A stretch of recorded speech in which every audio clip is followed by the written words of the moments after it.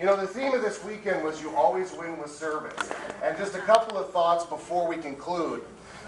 You know, in thinking about what service is about, we saw some great stuff on the video, some great projects. What my hope is, whenever I get a chance to talk to any audience about service, is that it becomes a part of your life.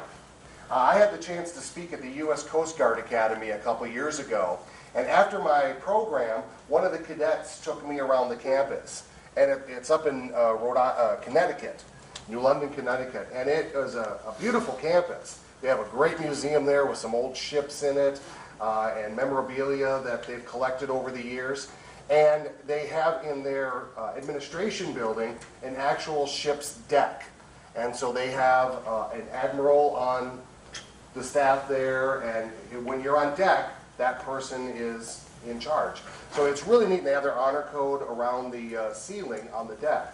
But as we were walking around the campus, this cadet, her name was Victoria Stevens, would, as we walked, stop if she saw some trash and pick it up and put it in her pocket. And she would walk a little further and we see something else, pick it up. And this happened all afternoon until finally I asked her, I said, is this something you're expected to do as a cadet?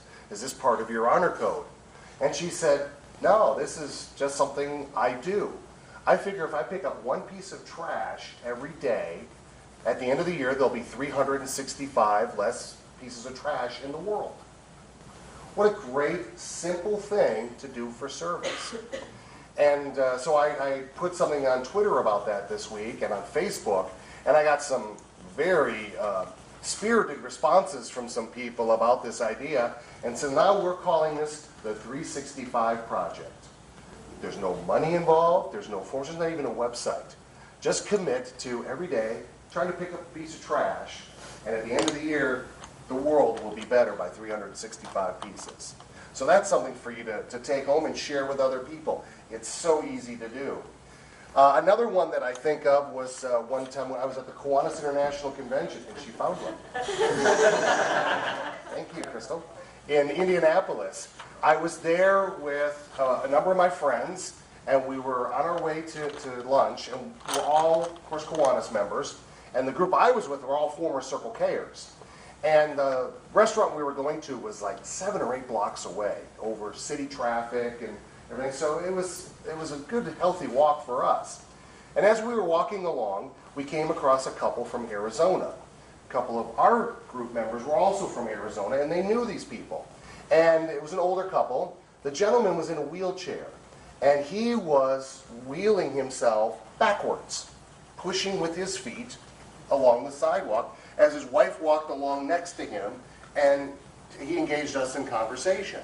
And I thought this was, kind of interesting that that's how he got around. He did not have an electric motorized wheelchair. And as we were talking, we found out we were going to the same restaurant. And for my calculation, we still had 7 or 8 blocks to go. And I thought, gee, somebody should offer to push this gentleman's wheelchair. But then I thought maybe for him it's a pride thing, and my friends know already that he won't accept that kind of help. But we were getting ready to come up, we come up to a stoplight, it was a busy street, and I'm thinking, this is a long way for this guy to have to push himself backwards. And none of my friends are stepping up, so finally at the stoplight, I looked at him and I said, sir, would you like it if I pushed your chair for you? And he said, oh, that would be wonderful. And so he turned around and I pushed his chair and we talked all the way to the restaurant, and we got to the restaurant, they found their friends, and so they went off and said goodbye, and my friends all were like, Dave, pat me on the back, thanks, that was great, how wonderful, yeah, it was a really cool thing you did. And I'm thinking, why didn't you guys offer to do that? I didn't even know the gentleman, you did. So being aware of opportunities to serve others doesn't have to go on a monthly report form. It doesn't have to even be videotaped for YouTube. It's an opportunity to reach out and touch somebody else. So I want to encourage you in this next week, find a way to touch someone else as a secret service project. It can be as simple as opening a door for them, or it could be maybe carrying their groceries for them. Perhaps here at the hotel, if you see someone struggling with their luggage, maybe you offer to carry a bag for them. Just little simple things that you can do. So I want to encourage you to always be thinking about that, because you always win with service.